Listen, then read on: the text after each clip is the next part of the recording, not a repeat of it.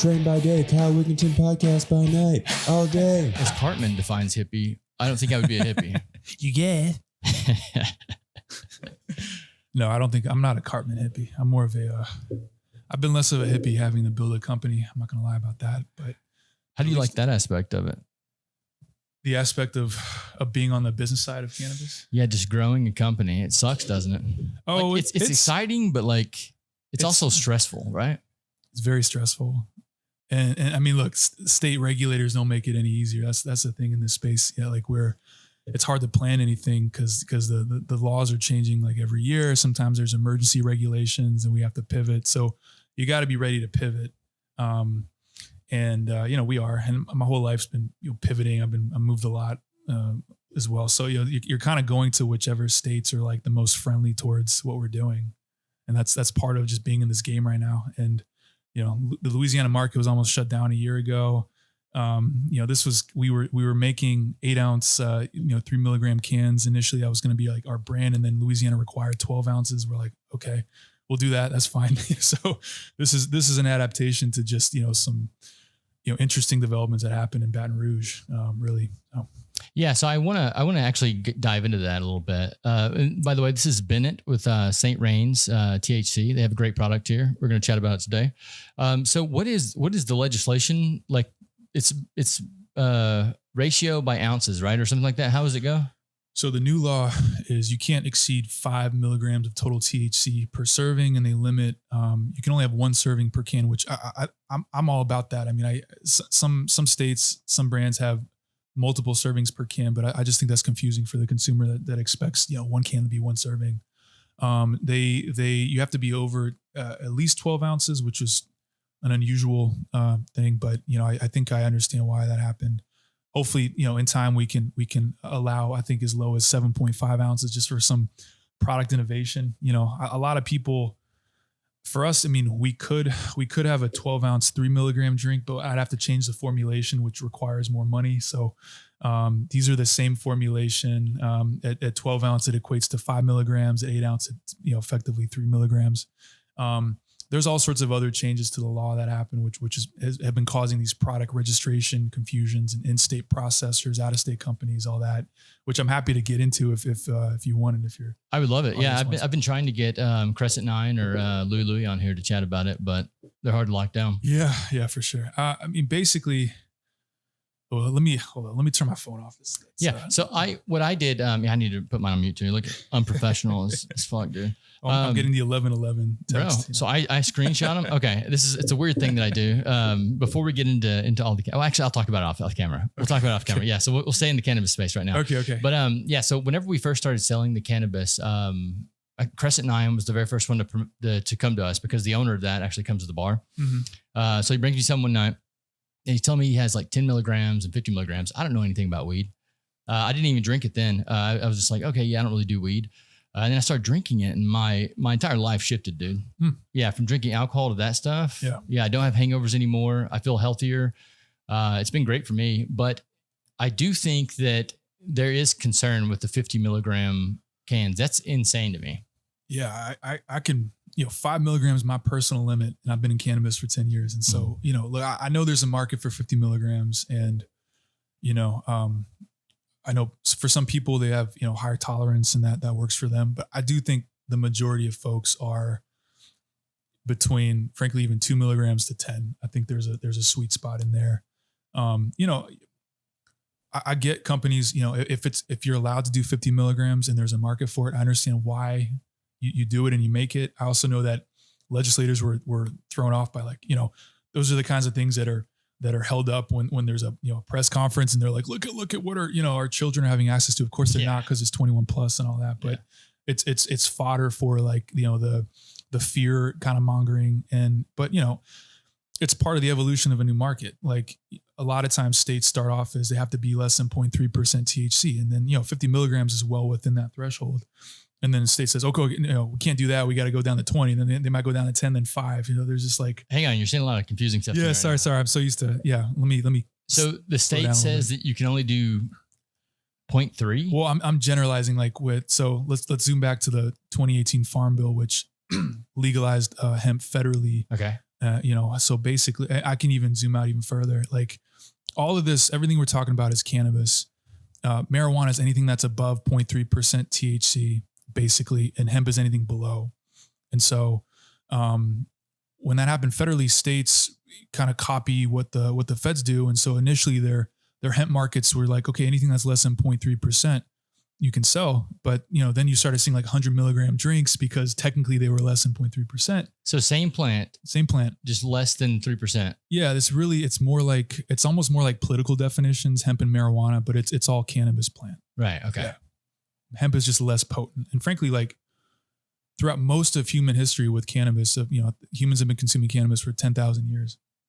It was generally lower dose. And only in the last 40 years has THC potency really gone up as there've been, sort of like the genetics, the cultivators, growing, to avoid, getting, caught by DEA and all that, the potency has just gone up. And so, I believe like in the 60s and 70s, like the amount of THC like in flower was more like 3 to 4 to 5%.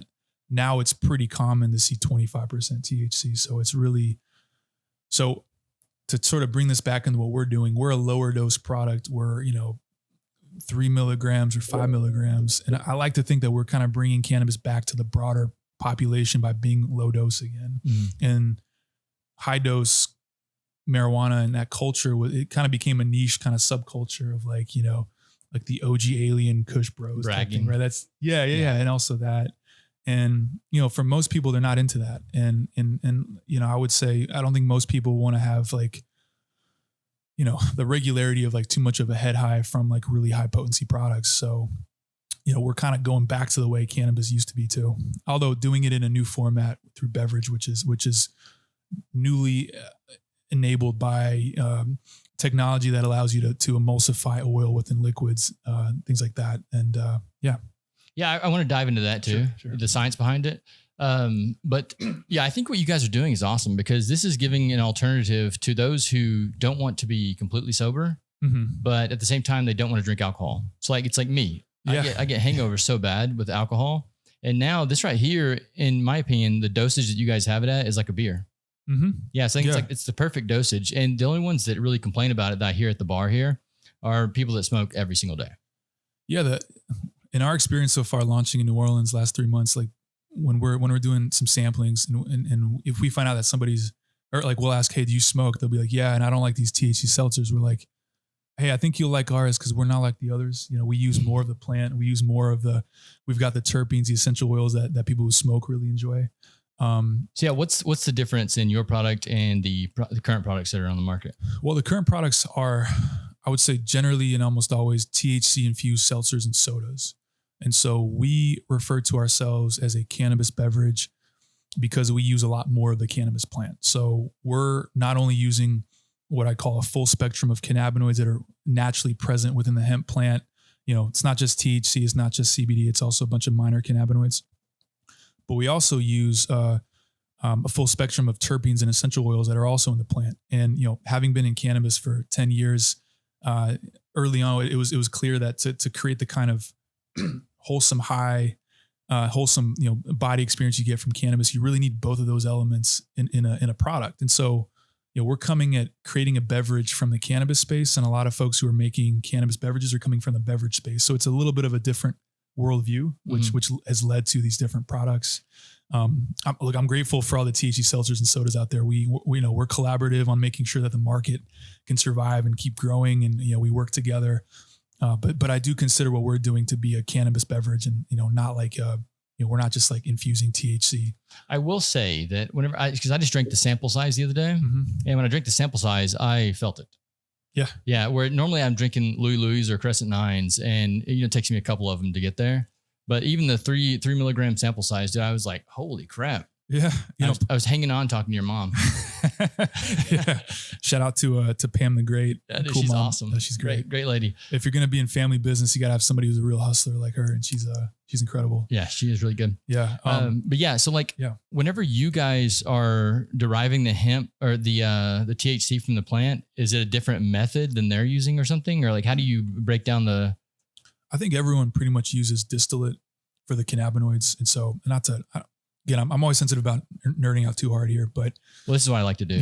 I mean, I know if you got proprietary information, you don't want to tell it. No. I think the way to think of it is that most brands are using, I think some brands probably maybe some use an isolate. So it might just be THC. I think that's pretty unusual. Other brands might use only THC and CBD in their infusions. So they're isolating the product before they actually enter it into the beverage. Yeah. If you're sourcing, there's certain options in terms of what kinds of cannabinoids, aka THC and CBD, you want to use to put into your drinks. And the realm, like the simple way of talking about like realm of options is you can get isolates, so like only THC, only CBD. You can get like something like a kind of ratios, or or maybe it's two isolates together, or maybe it's just THC and CBD together. And then there's also just kind of like a full spectrum. So like, there's all sorts of other cannabinoids out there that the plant, I think they're still discovering new ones even to this day. And so there's, let's just say, generally speaking, 3 options in terms of how to infuse your drink. And, for us, I'm just a fan of whatever the cannabis plant decided to produce. Is, we use it. We do it in a way there where it's refined to be a 2-to-1 ratio of CBD to THC, but we still use all those minor cannabinoids too. So it's like reformulated or like refined so that we get more of that body high. To me, the 2-to-1 ratio is key for the body high, less of a head. As somebody who's juggling, who's doing a startup business, like I don't want to have a head high that often. I'd much rather have a body high, especially when I can just feel move through me, like these drinks do for most folks.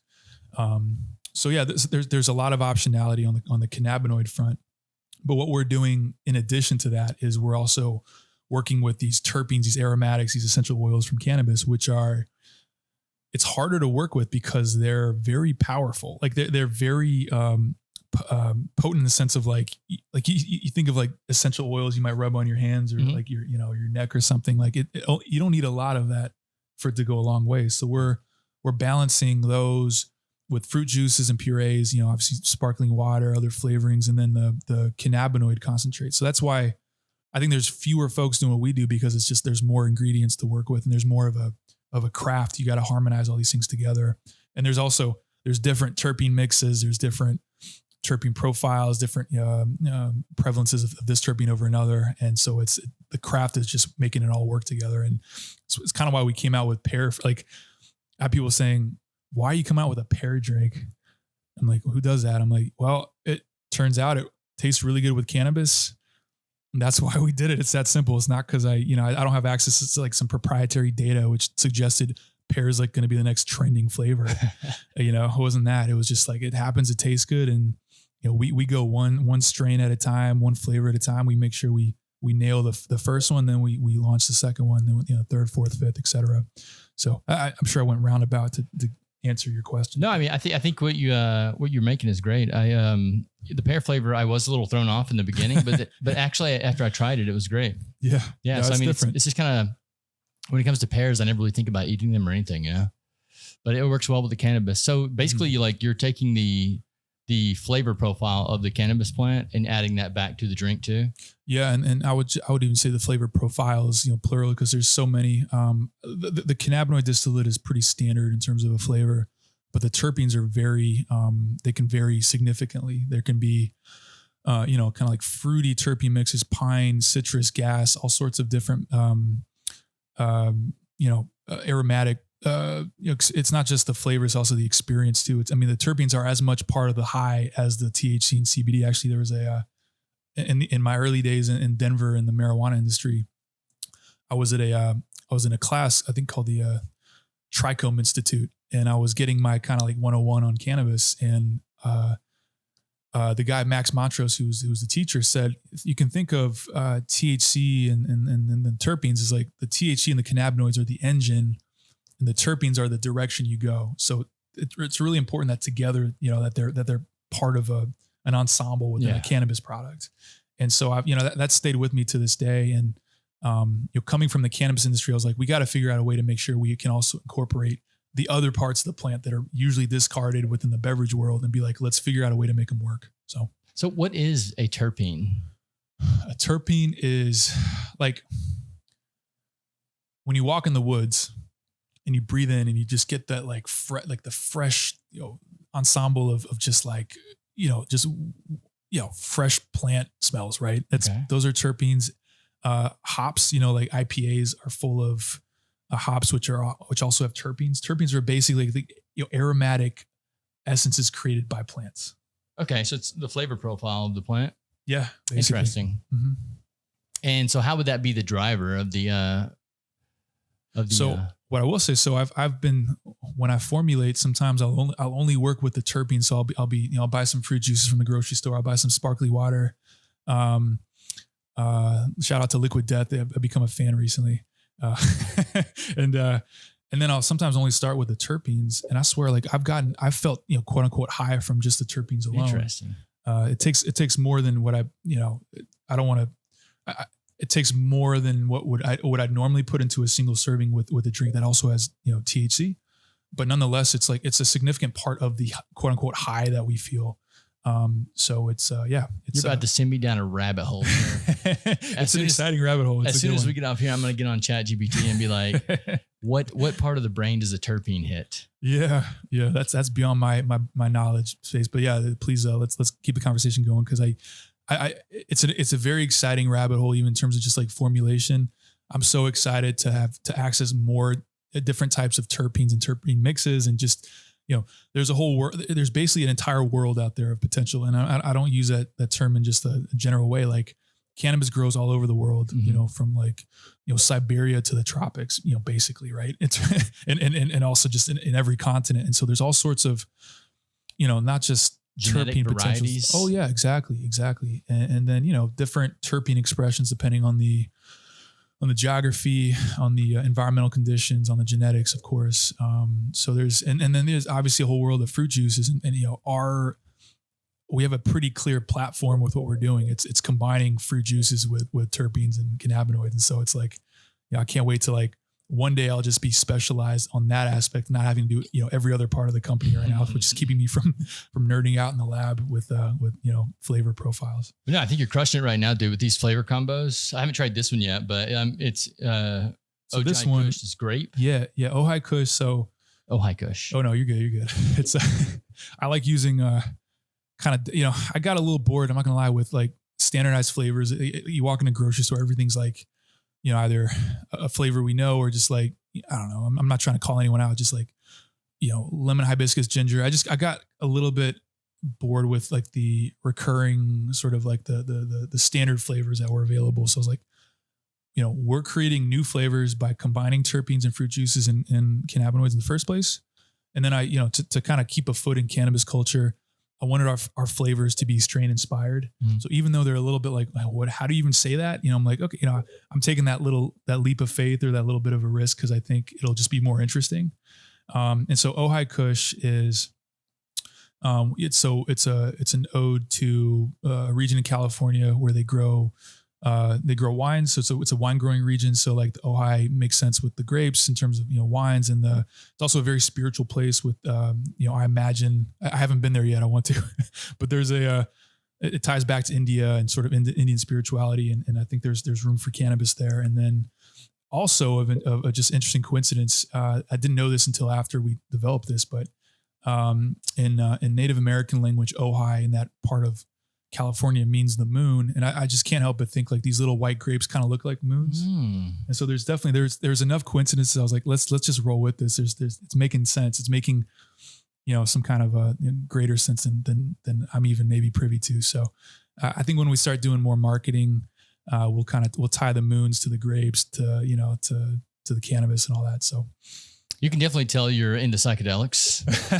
It's funny. I haven't done it in a long time. It's ever since I started building this business, I just haven't had the capacity just to like let loose. Right. Yeah. Like it's, I think of startups as like, you're always swimming upstream. You're creating something that hasn't existed before. And that's like, it's in a world full of very competitive, businesses and shelf space that want to keep the status quo. You're like having to really compensate for bringing something new in.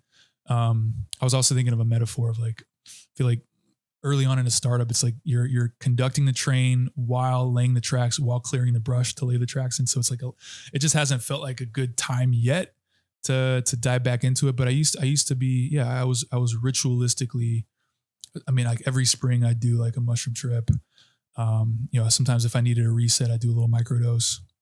But it's been like 4.5, 5 years. Actually, Mardi Gras did a little mushroom chocolate, but yeah, so there you go.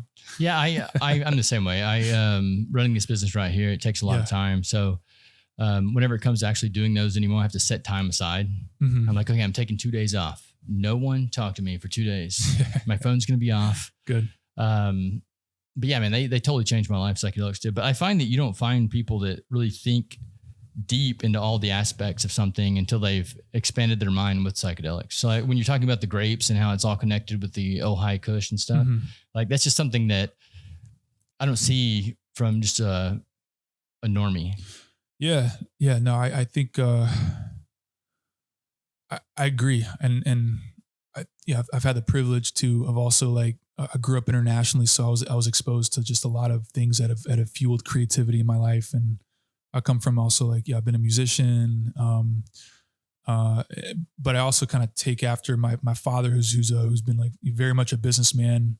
And so I can pull from like, having to, build financial models and, and do projections and do all the kind of like the Wall Street parts of having, build a company with, trying to maintain the creativity and keep encouraging that creativity because there's so many more flavors we can come up with. And I think often companies are either maybe not overly creative, but like maybe rather they don't have enough of the business savvy, or they're kind of like too much of suits and like they don't have enough of the creative side. But we try to do both for sure. Yeah, I definitely see the ones that I see succeed. They have a good balance of both of those. So you see one person that's working on the science behind the beverage, and you see the other person's working on the marketing side of it. Yeah, it's hard to even me with this business right here. Like I do more of the creative stuff, and there's a guy that does all the paperwork. Because when it comes to sitting down and actually filling out, packets full of paperwork, which once again the state is crazy about. Yeah, even getting our THC license renewed this year was a nightmare. Yeah, it was. There was I've got like an account tracker, and I keep track of any like periods of inactivity. And there was easily like a 2 to 3 week or 4 week period of like pretty much. It felt like every retailer was like, "Hey, we're still trying to get our license," and we'll get in touch with you, or like hit us back up in a week or two. Yeah. Do you think it's because I find that a lot of times it's about money. It's not really about them protecting anyone. That's just kind of like the front they use. But I know that THC actually took a lot of money away from alcohol this past year. I mean, I'm hearing that it's outselling beer in more than one place. I mean, we have like 35 retail accounts right now. I've heard it twice, and I think it's more common even than that. I've got a lot of thoughts on this. I try to I'm not trying to be like overly politically like strategic, frankly, because we're not actively lobbying as a personal company in Baton Rouge or anything. But I would just say, I think Louisiana has come to a point where they've got a clear distinction between like higher potency cannabis with their medical marijuana market, and then lower potency with their, let's just call it recreational hemp market. And, a lot of states don't have that clear distinction, but Louisiana does. And, and Louisiana's also been through several legislative sessions where they've really, they've come to a point where they've really, brought the kind of they've limited hemp in a way I think that's responsible. I think 5 milligrams is smart to have that as a cap. So I think Louisiana's reached like an enviable point when you consider other states where like, okay, well now it's time to they have a chance to start collecting a lot of tax revenue on allowing that market to thrive. And I don't think we're quite at a point where that market's thriving yet. I think they're trying to the moratorium on new licensing is really hard for a lot of other folks. It's arguably good for the folks who have their licenses already, of course. But I think Louisiana's got a chance to really embrace what we're doing, to embrace the fact that they've regulated this to a point where it's responsible, and let it be a source of new monies for the state and for the people of Louisiana. And so, that's what I'm hoping happens this session, next session. I think we're going to be much more organized in 2026 with a bunch of different hemp stakeholders, and make sure that, there's a kind of, we're unified, we're competitive, we're open market, so that consumers get the right prices, so that retailers get options, so that distributors get more and more options of things to carry. So there's got to be more of a push towards, a coalition that also includes out-of-state brands, including out-of-state manufactured brands. And we're kind of a funny combination where it's a local family. I mean, I was living in Asheville, and we can get into this later, but my family lives in New Orleans, has for 7 years. My father's from here. So we're a local family, but we manufacture out of state because we have to, because there's the process we use to make this requires tunnel pasteurization. It's a higher quality form of production. And there weren't any manufacturers in Louisiana that both worked with hemp THC as well as had tunnel pasteurization. So it's with this whole in-state processor attempt to like only allow in-state products to be sold here, it's like you're also hurting local families in that process. There's more to it than just like local. It's like we're local, but for reasons of quality assurance and high quality products, we had to do it out of state. It's not because we didn't want to do it in Louisiana. We just didn't, there wasn't a pathway. So was that something that they recently put into the law? Because I know that one of the other companies, I'm not going to say their name, but I know that they actually can out of state as well. Yeah, there was a the bill that passed that changed the law this past summer. There was some language added last minute. I don't need to get into too much detail on it. Dude, but you're doing so good at owning a business right now. Trust me. Huh? Like you're doing so good at owning a business right now. You're like skirting all the serious questions. Well, I love it. I still think there's a chance to work as a larger coalition. So like, but the point is like there was language added that looked to only allow in-state products to be sold in Louisiana, which is anti-competitive and goes against, the free spirit of hemp. So does that mean you buy the hemp in-state or you produce the product in-state as well? The attempt was that, only you had to be an in-state processor to make those products. And then there was kind of like the negotiation that took place after that was in-state processors are now the only folks who are allowed to register products. But it's a little funny. It's like, imagine if like, let's say Sierra Nevada or New Belgium, a craft brewer wanted to come into Louisiana, they would have to register through Abita beer to be able to do that. It doesn't really make sense. Why would Abita want that to happen? It's money. Yeah, it's money. Yeah, that comes back down to the money. So I think that's going to get worked through. There's growing pains and frankly, Louisiana hemp should have been a bit more organized last session so that we could have prevented that from happening. There was, that's partly on me too. So we'll come out stronger in the future. Did you actually go to the hearing? No, I was in Asheville then, but I was part of the U.S. Hemp Roundtable at that point, and then having conversations with folks on the ground here. Several of whom are like consider them friends at this point, and but now that we're launched in Louisiana, now that we're committed to the state, we're here. We put in the hard work of self-distributing, cold calling, knocking on doors, effectively selling out of our car. I mean, I just had to park under some shade to doing this podcast to keep our cases in as good a shape as they can be, as we expect some, pretty significant amount of reorders this coming week after Jazz Fest. But, I think your product's great too. So like, that's another big component with this, like not even the self-marketing and stuff, but like you're actually pushing a product that's nice. And one of the reasons that you're parking under shade is because you it's non-preservatives, right? Like you don't have preservatives in your cans and it's made with real juice. Yeah. I just try to, it's just, even if it's a little thing to maintain the integrity of the product, I don't want it to go through heating up in a car, because there's going to be very marginal impact on the product. But I'd rather just keep it in temperature control, and all of our warehousing is temperature control as well. And we there's no added preservatives. There's a little bit of preservative in the emulsion. That's true for any emulsion at this point. But that's just unlike other brands who do chemical preservatives, we don't do that. So, yeah, one of the, so I make mead. Oh, nice. Love making some mead. And one of the interesting things I was thinking about here lately was making mead with these products. Not affiliated with the bar at all. Sure. That's totally illegal. Yeah. But I do it at home. And I was thinking that I was going to use one of the other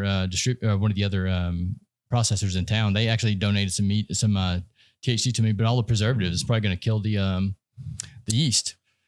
Ooh, I've made mead as well, actually. Yeah. I was when I was in college, I did some home brewing. I was making cider, and then we made moonshine for a spring celebration as well. But dang. That's a really good question. Not all emulsion is created equal. So there may be some that, I don't know if it would. I was just interested what the yeast would do with the THC. Yeah, I think with the THC itself, I think yeast can go dormant, right? Yeah, after a while, yeah. There's no sugar, but there's no sugar. So I guess if they were, but then, so would you ferment it and then add THC or try to add it earlier? No. So there's a guy I follow online, forgot his name, Golden Hive or something like that. Mm-hmm. That's where I bought my first mead making kit from. Mm-hmm. And he's done it with Dr. Pepper and all kind of other stuff. So there's some way to actually skirt the preservatives. I haven't dove into the science behind that yet, but yeah, whenever the option was presented to me to do it with THC, I was like, that's an interesting experiment. Yeah. Gosh, that's very interesting. Yeah. So that's my next thing. And I might actually do it with y'all's product too. That'd be really cool to try. Cause I mean, if yours is, more of a natural product with no preservatives and stuff, that might work even better. Yeah. I would say you can, just small batch it, just to think out loud here, right? Like you could source already emulsified cannabinoid distillate and then put that into your mead. And I can help hook you up with our supplier of cannabinoid distillate to pull that off so that you can just have a pure infusion at that point and then have the mead kind of remain, I don't know what you'd say, like unimpacted by other flavors of drinks. I think that's probably that might be the cleanest way to do it in terms of just like making sure that it still tastes as much like mead as possible. Mm. I hate mead too, by the way. I don't even drink it. I make it all the time, but I don't drink it. I just give it away to people. I just think it's fun to it's one of those kind of experiments you can kind of run in the background. Yeah. Put it in the closet and come back in a month and you see what you got. Well, plus, I think honey really takes, from my recollection, it really takes a while to break down. Like I think meads can take up to like a year for it to really be like, you can always drink it before that. But my understanding or my memory is that the complexity of honey just makes it like for the yeast to break it down, it just takes longer. Yeah. Than if you're like making a cider, which can be ready within like 3 weeks. I think beer is usually 3-week turnaround time, but quick total, just jumping, just speaking about honey. I don't know if you're a fan of sourwood honey. What is that? Living in Southern Appalachia before I came back here, it's a particular type of honey that only comes from the sourwood tree, which only flowers for like 3 weeks in like July. Uh-huh. And in the hives, the bees will favor collecting honey from those flowers because of how much they like that flower relative to other flower opportunities within their, mile radius or whatever it is. And I am so obsessed with sourwood honey. I can't even eat yogurt without sourwood anymore.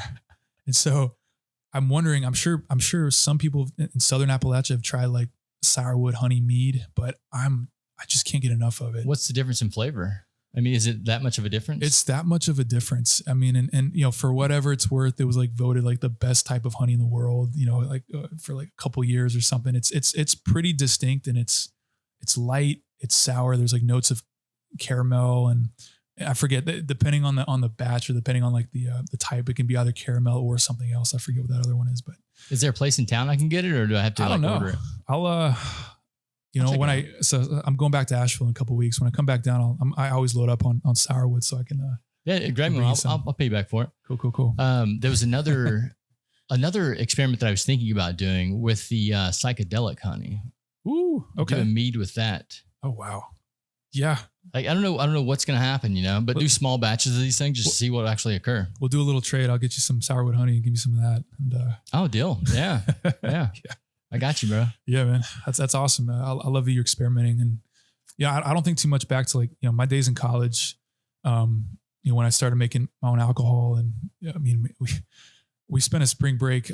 Everyone else like probably went to the beach or, whatever. I stayed in with a buddy of mine and a friend of ours had this deal at this apartment complex where she got like free water and I think free gas or something. So it was like, we should distill here. So we made 8 gallons of moonshine and, we started with a 55-gallon vat of, some kind of cheap, what do you call it? Some cheap ferment. We just did water and like, sugar and, champagne yeast or something.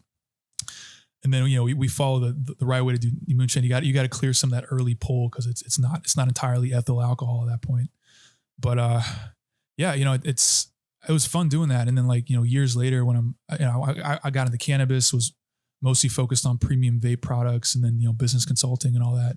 But I've no doubt that those experiences early on in college, kind of compelled me to like, it probably felt like making a beverage was less of like a totally new thing. And, I'm just, for whatever it's worth, I'm kind of an amateur chef. Like I cook a lot of my own meals and, I think it was just a lot of fun to get into like the formulation and, the beverage world. But, and I think back to an earlier point about doing a startup and having to like juggle a lot of things. I think it's so important just to keep a sponge of a mind and to not tell yourself that you can't do anything. And I think of people who like, because of an experience they had in elementary school, they're like, oh, I'm bad at math. Oh, I'm bad at this. And it's like, you probably just didn't have a great teacher. It's really not you.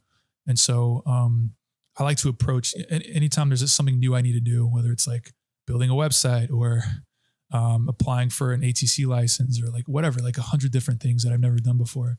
I like to go into it and be like, this isn't too hard for me to at least try to do. Mm-hmm. And versus being like, oh, I can't do this. And so that's been really important in doing a startup. Absolutely. Yeah. There was a guy in the bar the other night and he started the conversation going, well, you know how I am. I'm this way. I can't do this. And I was like, hold up. Every time you say that, you're reinforcing that behavior, mm-hmm. and the body's always listening. So if you tell the body something, it's going to start believing you. Sometimes I think it's just a relief just because it forces you, if you tell yourself that, you just kind of specialize in one or two or three things, which is, I can relate, I can sympathize with that. But when you're doing a startup, you almost need to be a generalist, and you got to get out of that reprogramming, of that self-programming. You just keep telling yourself all that, you got to be open. But do you think it's something unique with people who do startups, or do you think that anyone can do it? That's a really, really good question. I think that if you have, I started this just myself. And so I needed to be able to cover a lot of bases. And so I needed to be a generalist, but plenty of startups start with like a group of friends and they each kind of have their own lane, or like it becomes clear what each person should do. Mm-hmm. So I wouldn't say you have to be a generalist to do a startup, but if you're not, I would say you need to partner early on with somebody who can. Like the thing about what you're saying about running this place, where you got your partner who focuses on the more of the paperwork and like the back end. Maybe mm-hmm. you're more of the front end. If that might be a simple way to put it. But no, it's pretty much it. Yeah. Yeah. So if you have the right partnerships, then you don't have to be like a total generalist. But I think generally in life it helps to just try to. Yeah, just not get in your own way and just, be like, hey, maybe I can do this. So that's been me my entire life. Mm-hmm. So I went to school for IT, graduated, started working in that field, and only made it 3 years. And I was like, this fucking sucks. Like doing the same exact thing. And I know people that are still doing that fucking job. Yeah. And I don't know how they're doing it. I would have blew my brains out by now. But yeah, I just quit. And I was like, I'm going to go explore the world. Yeah. And then that brought me to New Orleans. Took me down like a winding road, but brought me to New Orleans. And now I explore the world this way via the people that I have on the podcast, or who I meet in New Orleans, or what other creative stuff I'm doing. But yeah, I don't know if I'll ever slow down. It's like there's so much out here to explore and to experiment with that I'm just going to keep throwing shit at the wall. That's awesome. I love that you have a podcast to keep exploring new things. It's such a great medium for that. And I got to ask, so I saw you're an 870 on your area code. So are you from Eastern Arkansas? Yeah, from Arkansas, Northeast Arkansas. Northeast Arkansas. Yeah, okay. A little town called Harrisburg, Arkansas. Harrisburg. I did some business in Helena and Mariana, so like not quite Northeast, but like Central East. So they're selling them in Arkansas now? Well, not anymore. They just passed a law which limits serving 1 milligram of THC per serving, which is not enough to bring a lot of if any activity into Arkansas. But I was involved in applying for a medical marijuana licenses, and we my father's father grew up in Helena, Arkansas, and we formed a group of folks who were based in the Delta to apply for a license. But that's a whole nother story. But yeah, so I spent some time there, like I'd say 2017, 18, between Little Rock and Helena, and all the drives, driving to New Orleans and all that, and getting to know the Delta. And whether you're driving from Little Rock to New Orleans, it sucks. There's like no actual like clear road that you have to, there should be like a clear, like, okay, here's a dedicated highway, you know, but it's small farms and stuff like that. It's a lot of turns. You got to stay sharp on your Google Maps. And it actually takes longer to get from here to Little Rock, Arkansas, which is central Arkansas, than it does for me to get here to North Arkansas. Because I'm taking 55 the entire way to Arkansas. Yeah, I was thinking it'd probably be easier. Probably less time to even get to like freaking Louisville, Kentucky than it does to get to Little Rock. Yeah, I have friends that live in Little Rock and they're like, why don't you ever come see us? I'm like, dude. It's a drive, man. Yeah. But no, I've got some good memories of being out in the Delta. And especially I really, this is very particular, but I love listening to Ricky Lee Jones, Duchess of Coolsville, while driving out in those parts. There's something about it.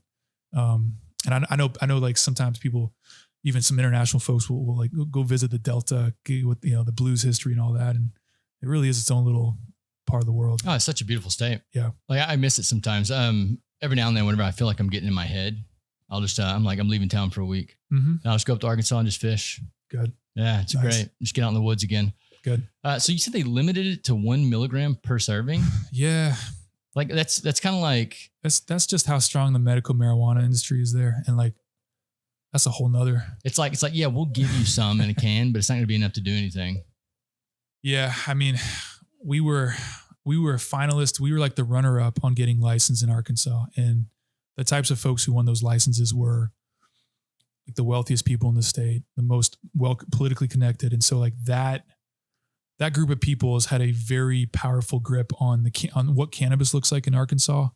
And so as hemp started emerging over the last few years, you know, this is almost a final blow to, I don't know if it's a final blow, but it's certainly a big blow to the consumable hemp market in Arkansas. I mean, 1 milligram of serving is it's not going to work. So that whenever I hear stuff like this, it makes me so fucking angry. Yeah. It's a tug of war. I mean, it's behind the scenes of it. It's different business interests pulling on those ropes. And it's not even just a tug of war. It's a tug of like tugs, you know, there's different strands, like, you know, alcohol might be pulling on one end and they might be pulling towards, you know, marijuana because they don't want hemp to prevail in mainstream retail spaces. It's all sorts of stuff, but I'm a huge fan of let the best stuff win. I'm a huge fan of meritocracy, open competition. It's like deeply in my blood. You know, I'd rather, you know, I don't know, I'd rather sell $1 million worth of St.Rains in a competitive market than 5 million in a limited market any day. I can't stand largely because of my experience in trying to get new licenses in the marijuana side of things and how corrupt and how limited license it's been. I'm so turned off by that. And I'm like I want of course we want regulation so people aren't just making products that are unsafe for people, but I don't want any limitations on licensing. I don't want any limitations on like how many products, you know, or like the fact that we can only do 12 ounces or more here is like, why can't we do 8 or 7.5? Like I don't understand the whole, or like, why is that bad? So I'm a fan of that. I want competition because it makes prices lower for the consumer. It's good for everyone. It makes better products too. Yeah, it does. Exactly. That's what spawns, or that's what, you know, fuels great product development. So and hemp is like the people's cannabis in that regard. Like it's more, you have more entrepreneurs. It's scrappier in the sense that there's fewer startup costs. Like marijuana, a lot of times you gotta not just apply for a license, which can be $100,000 or something. You got to then like build out these massive facilities and all these, you know, but you know, I can really talk about this for like 8 hours. I much prefer the hemp side. It's the people's cannabis. It's the way cannabis should be. It should never have been, cannabis should never have been like controlled in the way it has through most marijuana markets in the US. It's just not cool. Yeah. And you may already know this, but they're trying to scrap the entire, you know, hemp side of things here in Louisiana. And the reason they were doing this was because alcohol was losing a lot of money. One of the big players of alcohol was, and he was lobbying like crazy, like spending tons of money to get the legislators to throw this out. And the fucked up thing is after they caved and they lowered it to 5, this guy went forward to one of the companies, the biggest ones, and said, hey, now I want to distribute your product. So now he's making money off of their product. Yeah. It was all a plan. Yeah. It might have all been a plan. And Yeah, that definitely happened. Yeah, it happened. Confirm. Yeah. Just, but it definitely, yeah. 100%. Yeah. I heard from the guy who owns the company. He's like, yeah. And he's like, there's nothing we can do about it either. Yeah. And that distributor now is launching a new beverage every week in the THC space. Yeah. So they're all in, which look, from our point of view, I'm glad because they're not going to fight it anymore. Right. So, but it just sucks that everyone has to get their fucking piece of the pie. Like, let these companies just fucking be. Yeah. And if you're already really rich, just like, what, how focus much more on do some you other need? things, maybe, it's just too much sometimes. I feel like that's a mental disability. Like just more.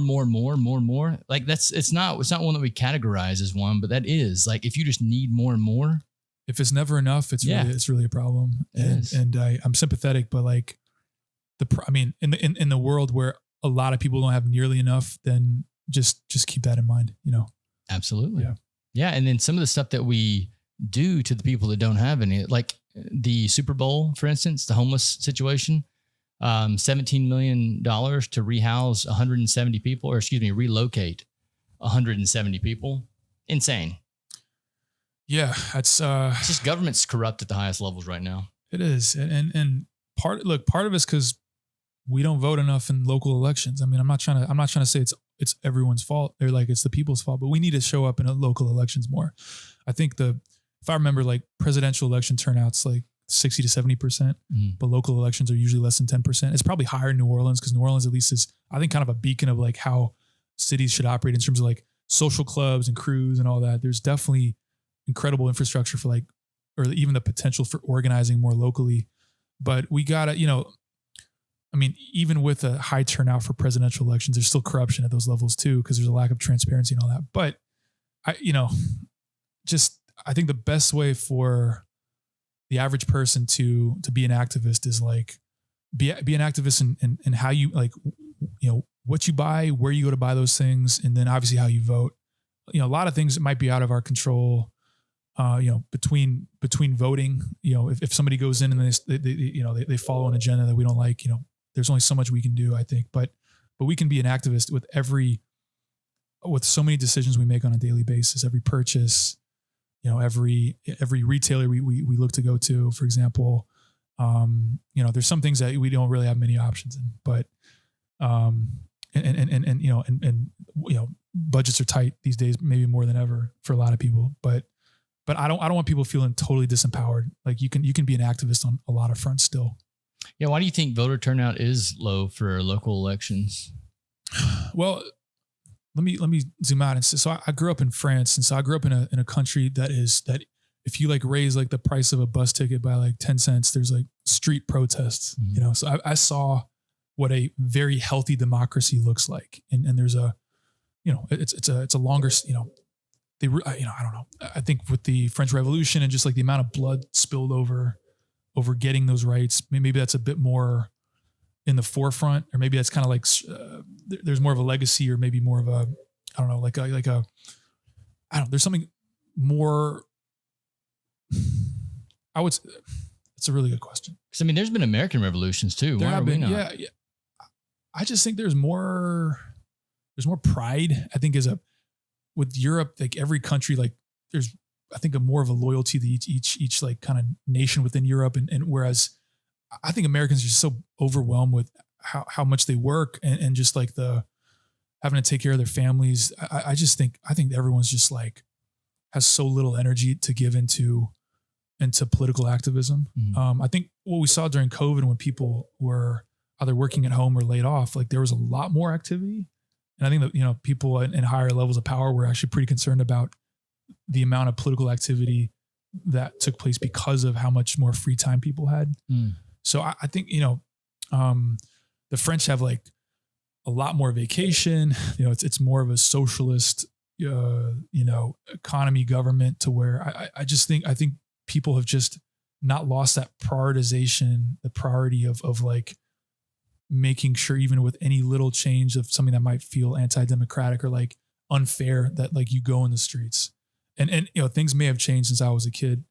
I know things have changed a lot in France since I was a kid, but that's just sort of a spirit that I really appreciate from having been over there. And I would like to see, and part of it too, like we're not taught the basics of like civics and even, you know, budgeting and just the basic things to be a good citizen in this country. They're not, those aren't things that are taught to us in school. And so, you know, I think that's also just a missed opportunity.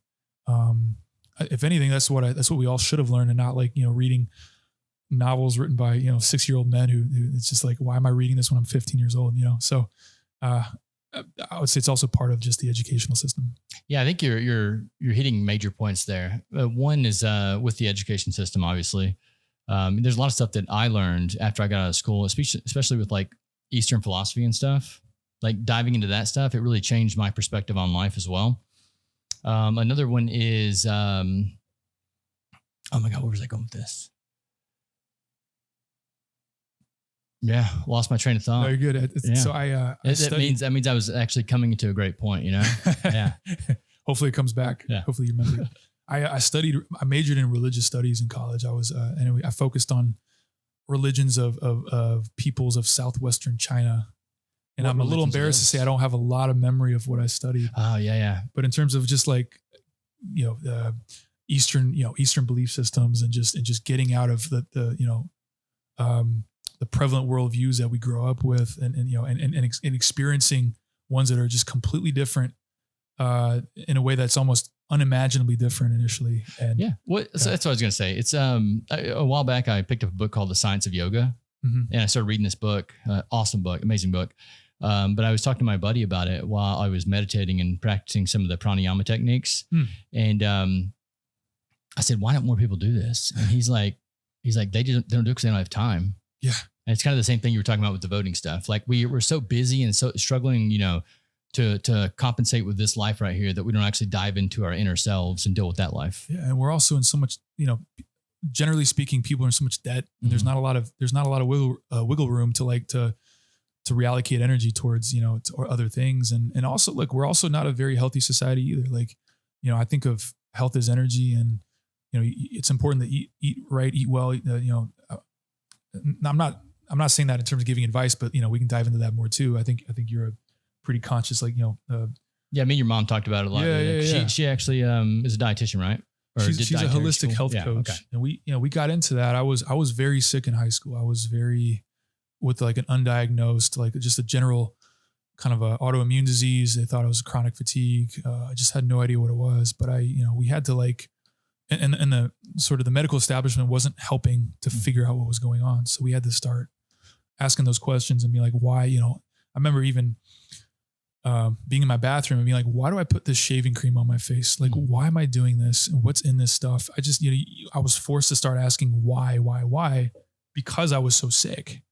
And then, you know, that's been part of, you know, like mine and my family's sort of like entry into holistic health, and how so many things that we do actually aren't good for us. And, you know, and there's like these low hanging fruits that if you just change some habits, just recently I started getting back into, part of doing a startup. It is stressful, and I kind of like, I'll deal with that stress sometimes by like eating late at night. You know, I just want to like, cause it helps me relax. And if I eat, it kind of takes my brain off of thinking about business. But I was getting in that habit of then waking up, not being fully energized the next day because I was eating too late. Digesting at night. So I decided, I was like, things are picking up in terms of business. I was like, I need to get back to like treating business like I'm training for, like I'm an Olympian. I got to have like an Olympic level discipline and sort of, a routine. Yeah, routine. Yeah, exactly. And so I stopped. I started. I was like, okay, I'm not going to eat after like 7 p.m. Basically, I'm going to have like dinner and then maybe dessert and then not eat until, you know, I wake up the next day. Mm-hmm. And on the second night of doing that, I was like, my body was like, please eat. Please. It was like withdrawal. Mm-hmm. I was just like, oh, I was like, my legs were twitching. I was like, oh my God, I'm dying to eat right now. And I just, you know, I think you have to take joy in, you know, kind of being above those drivers and those influences. And, you know, when you can, I mean, it's also a privilege to be able to do that, but I was like, I'm not going to do it. And my body's craving it. I'm not going to give in. And I need to put, you know, what I'm working on, I need to put my energy level number one, because I'm a foodie. I love eating, but I needed to put maintaining energy and maximizing energy is my number one goal. And then being a foodie, number two. And then once I thought of it in that way, I was like, okay, I'm also kind of changing who I am, but this is an important change. It's going to help this company work. It's going to help my energy level. It's going to help me like have more social interactions with people at a time when I'm so like busy with business that I haven't really been very social in the last few years. So, well, that's an interesting split that I think more people need to explore is the animal side of themselves. Because a lot of time these animal urges that we have are driving our behavior, where if you can actually take back control of your body, but I think you have to like almost separate the mind from the body. Yeah, I think that's interesting. I would say also, I got so used, even emotionally used to doing that routine and then breaking that. I don't know if it was like the animal side of me that wanted to eat at night. I think it was more of a coping mechanism. I think in reaction to just having stress.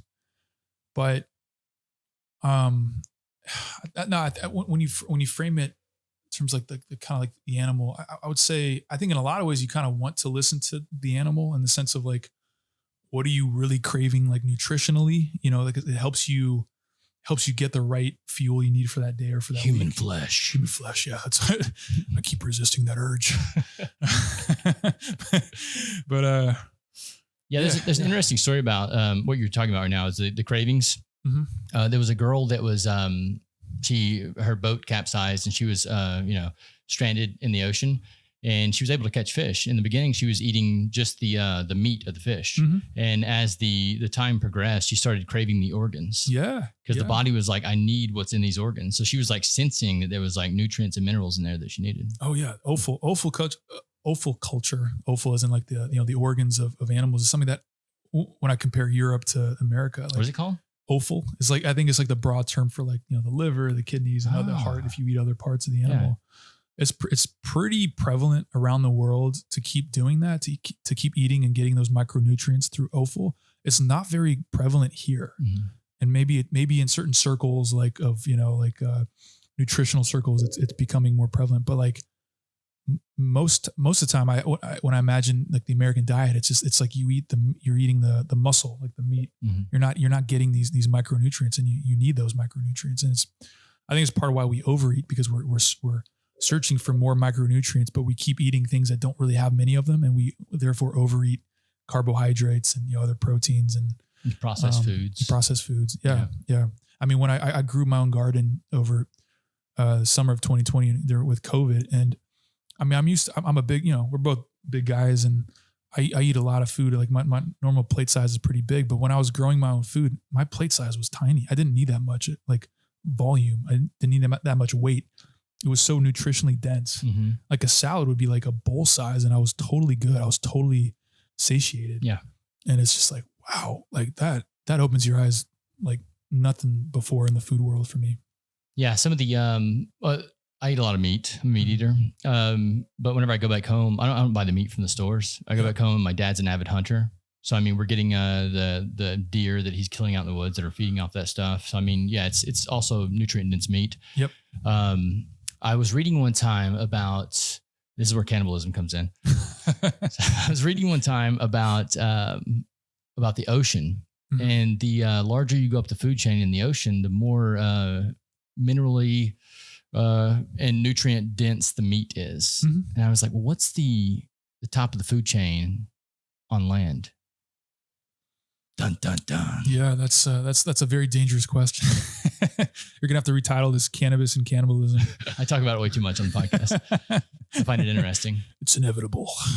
Yeah, like I don't really want to eat anyone, but if I was stranded, I would definitely do it. In my pursuit of the greatest nutritional diversity, you feel like you have no other choice. I just want to be healthy, I just want to be healthy. Come on, man. Yeah, that's funny. Yeah, you got anywhere else you want to take this podcast today, or I mean, we're gonna wrap it up on cannibalism. Let's maybe that's a good place to stop.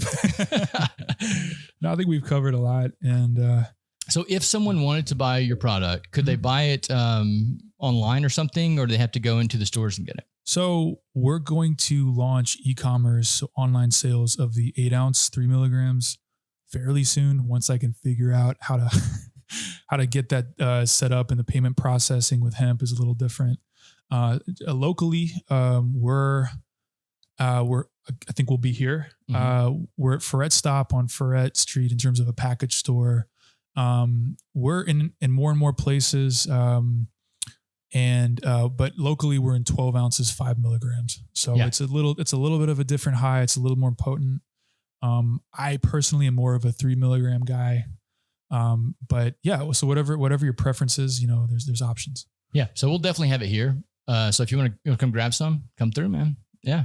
Dude, I look forward to seeing where you take this company. I think it's really cool when anyone starts something new, and the fact that I've met you and met your family, I think it's awesome, man. I look forward to seeing where you guys go.